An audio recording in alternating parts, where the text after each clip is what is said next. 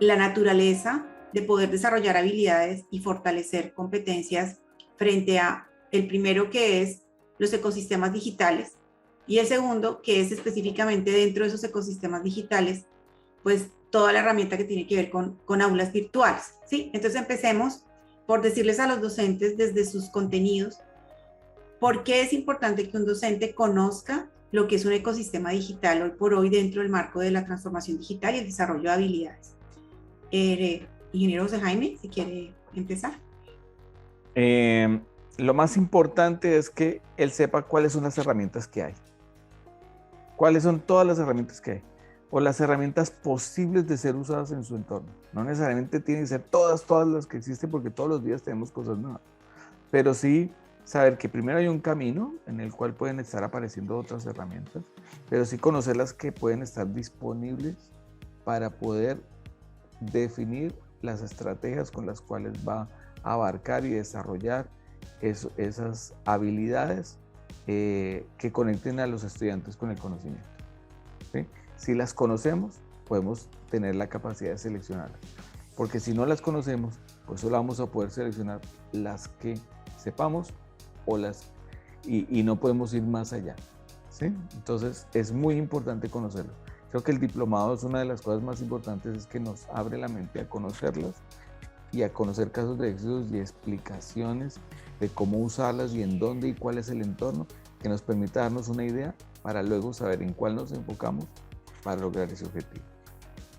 Muy bien. Y la misma pregunta para Iván. ¿Por qué es importante para el docente comprender el concepto de ecosistema digital y de ecosistemas digitales dentro de los entornos educativos? Bueno, yo creo que en efecto el concepto de ecosistema digital es clave para poder entrar en este ámbito, en esta dinámica. Como muy bien lo explicaba el ingeniero Jaime, yo creo que uno de los puntos principales es el conocimiento, pero ese conocimiento desde su base. La base lo que va a permitir es entender los diferentes tipos de herramientas que hay, no necesariamente cuántas herramientas hay en el mercado o disponibles de cada tipo, porque no es lo importante. Lo importante es entender esa tipología de tal forma que cuando tenga una necesidad, inmediatamente va a poder conectar necesidad con solución. Necesidad con solución. Y una vez sé cuál es la solución, busco qué tengo disponible en mi entorno que sé que corresponda a esa tipología. Entonces creo que eso es algo clave. Lo segundo es que en el ecosistema digital estamos hablando de la interacción de esos componentes, que es clave, de tal forma que en este diplomado lo que vamos a poder además comprender es cómo se hace esa interacción, no solamente desde las personas con esos sistemas, sino de esos sistemas entre sí, para que podamos obtener de ellos la información que necesitamos que nos sirva para la realización de nuestras labores, porque de nada sirve que esa información se quede allá si no la podemos obtener. Entonces, el hecho de poder obtener esa información, compartirla y analizarla es lo que va a cerrar ese ciclo para que podamos aplicarlo en nuestro día a día. Claro, y también es muy importante que el docente entienda esas relaciones humanas, cómo se transportan a los medios digitales, porque no, básicamente un ecosistema también tiene esas relaciones entre los grupos de interés, entre los roles, entre los actores, entre todas esas actividades que tenemos que realizar de una manera eficiente. ¿Y Fabián? Sí, digamos que ya escuchando la respuesta que dieron los ingenieros, me quedo como con una pequeña pregunta y para ilustrar a los asistentes también al diplomado, y es con una pequeña frase que les escuché a los dos, que es la importancia de identificar una necesidad con una solución. Si bien los ecosistemas digitales se pueden ver como lo veo yo, como una caja de herramientas, que dependiendo el problema existente, la necesidad, se busca una solución, que lo que decíamos, tal vez no es de ir del punto A al B de forma lineal, sino encontrar una buena herramienta que me optimice el tiempo. Entonces, si bien el contexto es fundamental, si bien las necesidades de cada institución, las necesidades de cada territorio, de cada estudiantado, es importante desde la experiencia que ustedes tienen y también de las necesidades que han identificado a lo largo de su trayectoria académica y profesional, cuáles son esas principales necesidades que puede llegar a cubrir o que pueden llegar a solucionar las aulas híbridas. Entonces, no sé si me pueden señalar 2 o 3 para que los asistentes a este diplomado comiencen tal vez a identificar si esas mismas están presentes en su institución y que simplemente ya o no las perciben como una necesidad que pueden solucionar mediante las aulas híbridas o simplemente creían que se tendrían que solucionar de otra alternativa, pero en este momento podrían identificarlas como una buena alternativa para brindarles una respuesta. Yo quiero comenzar con una necesidad que tal vez tienen o comparten la mayoría de los docentes, y es la necesidad de optimizar su tiempo. Entonces, voy a poner un ejemplo. Tenemos de pronto un curso con 40 estudiantes y queremos hacer una muy buena examinación de su nivel de comprensión, una evaluación de pronto más detallada del nivel de comprensión de nuestros estudiantes con unas temáticas en particular. Muchas veces ese nivel detallado de evaluación no lo realizamos porque en la práctica va a demandar mucho tiempo poder evaluar uno a uno todos esos elementos y poder al final llegar a, digamos, a una conclusión en torno a eso que me dé como una ruta a seguir con cada uno de esos estudiantes, que a la final, digamos, sería como lo ideal, que pudiésemos trazar un plan de acción de acuerdo a ese estado en el cual se encuentra cada uno de nuestros alumnos. Creo que en este punto esa sería una necesidad, y es optimizar el tiempo. ¿Y qué pasaría si nosotros tuviéramos la posibilidad de dejar esa tarea engorrosa al sistema? Dejarle la tarea engorrosa donde las personas, nuestros estudiantes en este caso, entren y empiecen a responder una serie de planteamientos y de situaciones que nosotros hemos diseñado. Y el sistema sea el que se encargue de evaluar esas respuestas de cada uno de esos estudiantes, simplificándonos a nosotros ese proceso enormemente y dándonos al final una serie de conclusiones que son las que a la final nosotros tenemos que revisar para poder trazar un plan de acción frente a cada estudiante. En este mismo sentido, creo que no solamente es el caso de las evaluaciones, sino también las preguntas. ¿Qué pasa?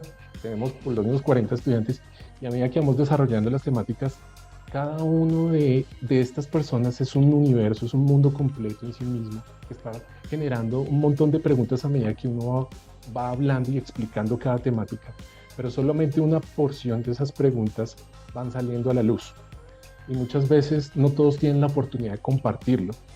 Entonces, ¿qué tal poder tener un mecanismo en el cual las personas puedan compartir esas inquietudes y entre ellos ayudarse a resolverlas? Es una forma de co-construir conocimiento. ¿Y qué pasa si adicional a esto encontramos puntos o preguntas que son comunes? Eso quiere decir que hay puntos en nuestra metodología que podemos reforzar y profundizar, pero adicionalmente también identificamos oportunidades para automatizar de pronto las respuestas a esas preguntas, dejándonos el tiempo y el espacio para responder las preguntas que sí son, digamos, fuera del molde, por decirlo de alguna forma, y que van al fondo. Entonces, creo que esos son algunos de esos ejemplos de necesidades que son comunes, que se identifican, por lo menos desde mi experiencia, en estos entornos de formación y estos entornos académicos. Muy bien. Otra cosa que me gustaría agregar ahí a la respuesta que acaba de dar el ingeniero Iván, es que el aula mixta además nos permite no solamente dejarle eso desde un solo punto de vista de la tecnología y eso, sino nos permite también compartir las inquietudes y vivir en el entorno de las personas que tenemos como estudiantes. Y una de las metodologías y una de las formas para lograr que el desarrollo de esas habilidades, por ejemplo, en esos estudiantes, es que nos enfoquemos en cosas cotidianas. Entonces, también recoger esas inquietudes cotidianas y plasmarla de alguna manera en los ejercicios, en esas metodologías, en lo que hacemos al día a día, hace que ellos vean pertinente ese contenido y que lo apropien de mejor manera. Y por otro lado, es que esas herramientas van a ser de pronto diferentes para uno que para otro. o cuando hagamos ese ejercicio de destacar y analizar lo que cada quien necesita. Entonces necesitamos también identificar esas habilidades. Entonces también podríamos tener el grupo de personas que lo hace mejor con una herramienta, con una habilidad específica porque la tiene, y otros con otra. Y empezamos a ayudar a potenciar lo que cada uno más se destaque, ¿sí?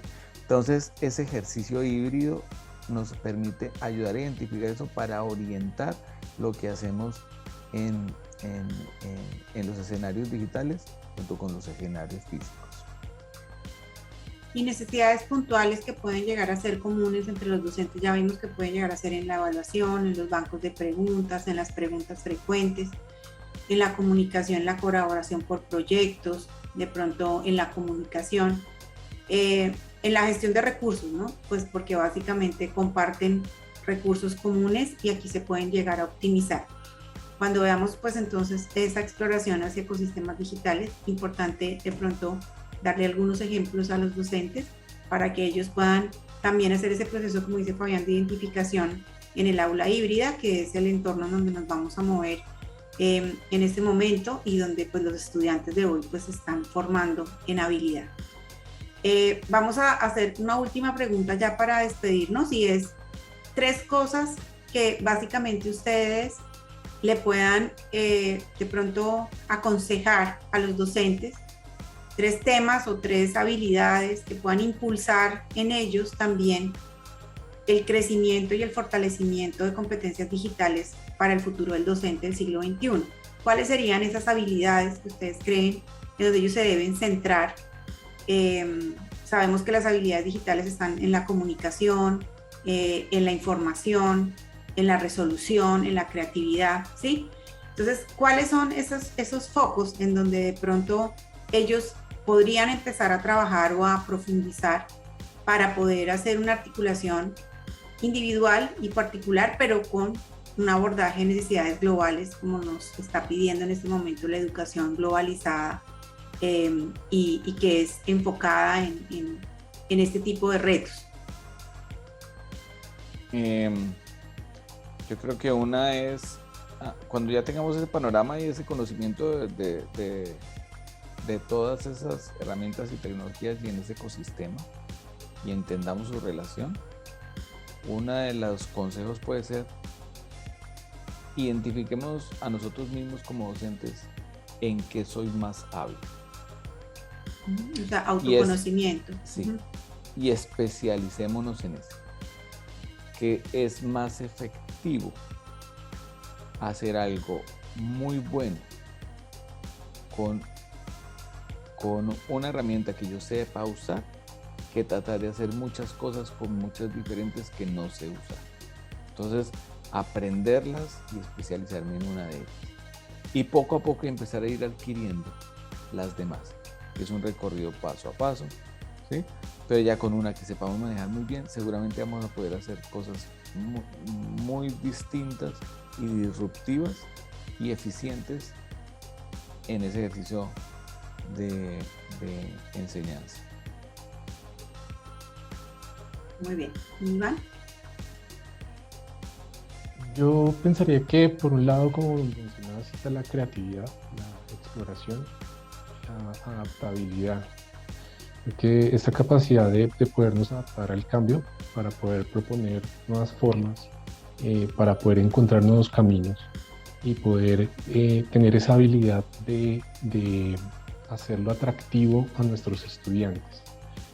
Creo que ese es un punto que es muy importante, y sobre eso quisiera también como hacer énfasis en 3 elementos que me parece que son importantes, digamos que reconocer acá, que van a ser de provecho para cada una de las personas que tomen este diplomado. Por un lado es el desarrollo del criterio, la generación de capacidad y la confianza o la seguridad que estas herramientas nos van a dar para poder transformar nuestras clases. Entonces, el criterio para poder reconocer el potencial y la adaptabilidad de las aulas y la aplicabilidad de las aulas virtuales como apoyo y complemento en el ejercicio de sus labores como docentes.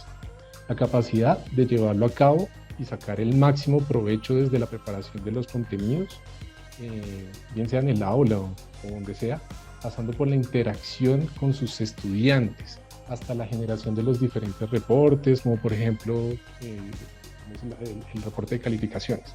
Pero por último, la seguridad que se necesita para hacerlo con propiedad, ya que una de las principales barreras a la hora de enfrentarnos al cambio, en este caso a una nueva herramienta, una nueva metodología, es nuestro temor natural a equivocarnos, a no hacer las cosas que no queremos hacer de una forma diferente a la cual ya estamos acostumbrados a hacerla, a dañar algo de pronto y perder la información, y a tener que aprender cosas nuevas cuando pues yo ya tengo mi procedimiento y mi forma de hacer las cosas bastante, digamos, institucionalizada. Entonces esto es más bien una invitación y oportunidad para ir más allá, para estar a la vanguardia, para innovar en nuestras actividades diarias y de esta manera acercar a nuestros estudiantes y a nosotros mismos a un mundo en constante evolución y transformación.